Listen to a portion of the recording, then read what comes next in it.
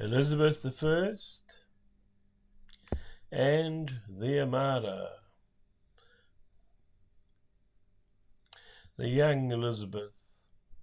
Throughout her life, Elizabeth put great store by being mere English. Unlike her half-sister, Mary, whose mother, Catherine of Aragon, was Spanish. It is probably why she was so popular with her people, giving them a sense of national pride in a world dominated by Spain. Elizabeth never left English shores, not even to visit Wales, ancestral home of the Tudor dynasty. Reconciled. When Henry VIII died in 1547, Elizabeth was just 13 years old. The path to the throne. Like her father Henry VIII, Elizabeth was not born to rule and could never have expected to succeed to the throne. She was third in line after her half-brother Edward and half-sister Mary. Henry had several illegitimate children, including a son, Henry Fitzroy, by his mistress Elizabeth Blount. In 1519, the king created him Duke of Richmond in 1525 and began grooming him for the throne. It was only after his untimely death in 1536 that Elizabeth was even considered a possible heir. Family matters. Elizabeth succeeded to the throne at 25 years of age, amidst political and religious upheaval. Not least of her problems were the intrigues going on within her own family in an attempt to place a Catholic back on the throne of England.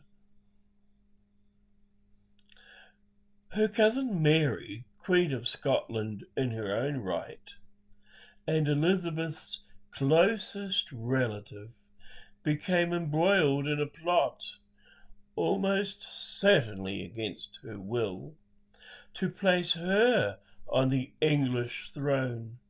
Elizabeth, for her part, tried to ensure the line of succession remained in Protestant hands by persuading Mary to marry one of her own favourites. The beginnings of an empire.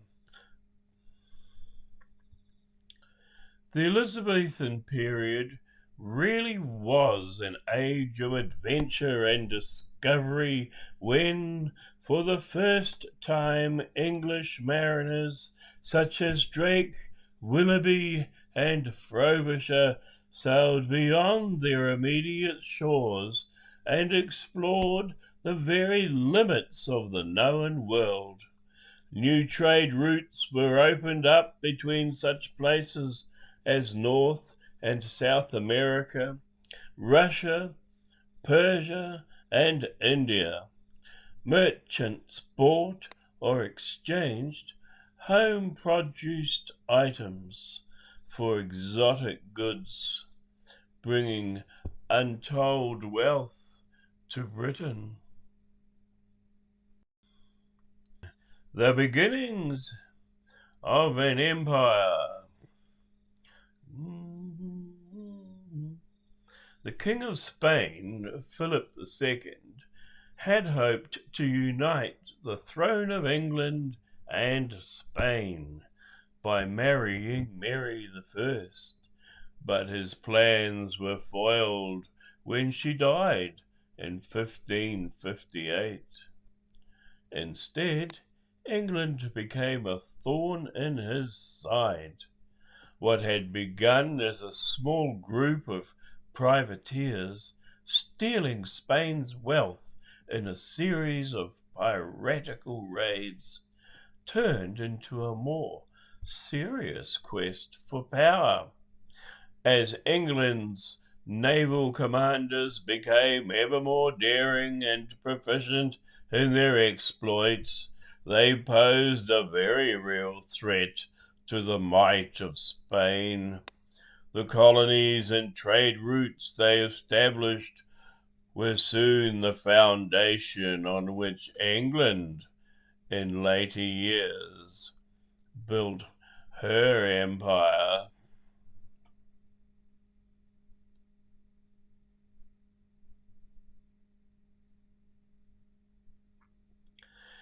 Ever since Henry VIII's break with the Church of Rome, England had been under threat of invasion from the Catholic countries of Europe, especially after the Pope excommunicated Elizabeth in 1580.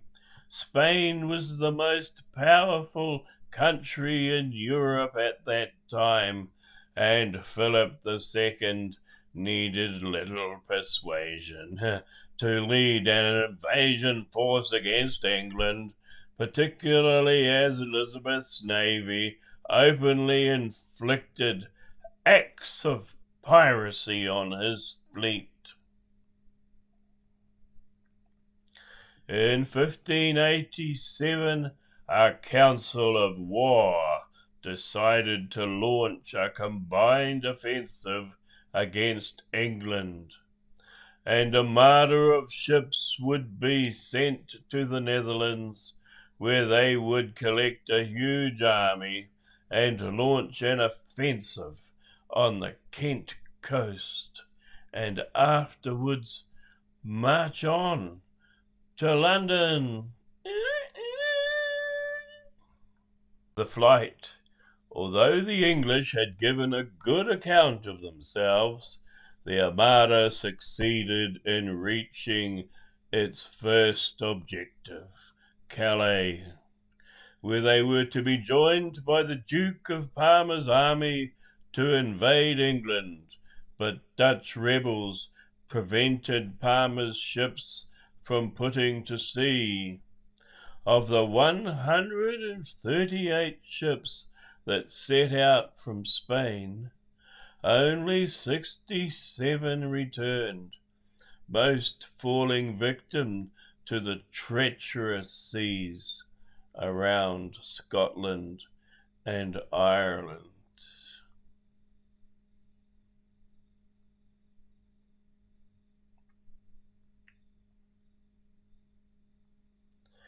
The crews were ravaged by hunger and disease.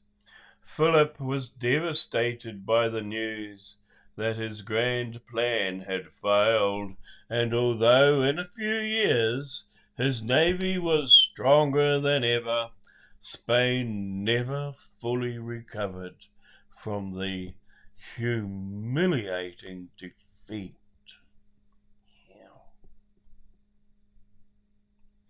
The flight of the Armada. This map shows the route taken by the Armada in retreat. Prevailing winds aided their escape around the coasts of Scotland and Ireland. Howard pursued them for 3 days before returning home to victory celebrations. The journeys of Elizabethan explorers are all the more incredible because many of the seas they crossed were uncharted. They had little way of knowing if they would return from their voyages or perish in the attempt. Captains such as Drake were also extremely skilled and capable navigators and mapmakers navigated. Continuing war with Spain closed many of England's traditional trading routes in Europe, so the need to open up new ones in other parts of the world became more pressing. Elizabeth herself sponsored many of the voyages and is reputed to have made 4,000% profit on her original investment from Drake's circumnavigation of the world. For most ordinary people, the real benefit brought about by Elizabeth's strong reign was that of stability. The civil wars that had raged between Protestants and Catholics during Mary's turbulent reign were at an end, and the country was restored to a period of relative calm and prosperity. Although little of the wealth generated by Elizabeth's merchant adventurers found its way down to peasant level, most people welcomed this sense of normality that had returned to their lives. Elizabeth had succeeded in uniting a divided country, and a sense of national pride was felt by most people. For a while, life was good, and there was much to celebrate and be grateful for. At the beginning of her reign, Elizabeth is recorded as saying that she already considered herself to be married to the Kingdom of England, and referred to her coronation ring as a symbol of that union. She was often referred to as Gloriana, the pure and beautiful maiden.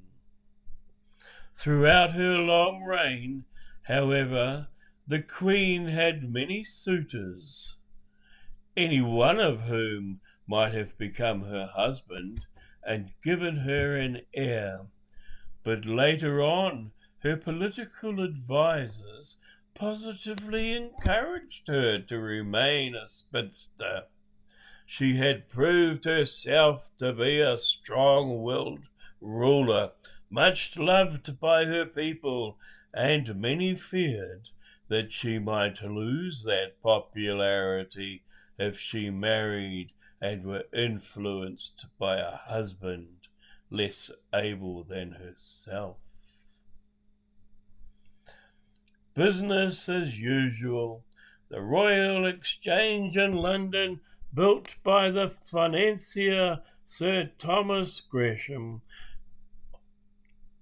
was opened by the Queen in 1571, was an outward sign of the growing prosperity of England during Elizabeth I's reign. Rich merchants from home and abroad gathered there to conduct their business. Elizabeth is dying. Life takes its toll.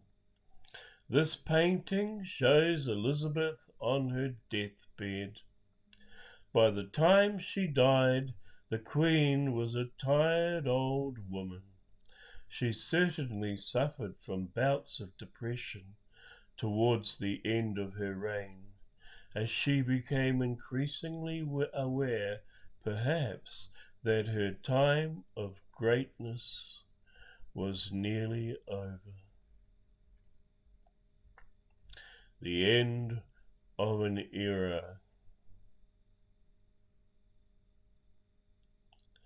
In her last speech to Parliament, known as the Golden Speech, Elizabeth, aware that her glorious time was nearly over, summed up her own reign thus: "Though God has raised me high, yet this I count the glory of my crown, that I have reigned with your loves. And though you have had, and may have, many princes more mighty and wise sitting in this state, yet you never had, or shall have, any that will be more careful and loving." She knew the good times were over, and troubles lay ahead, but she retained a sense of humility to the last. She was the first English monarch to give her name to an age, the Elizabethan age. Fall from grace. Sir Walter Raleigh, one of Elizabeth's favourites, fell from favour under James I, convicted on a trumped-up charge of treason in 1603. He was imprisoned in the Tower of London and hanged by the look of it. Oh dear.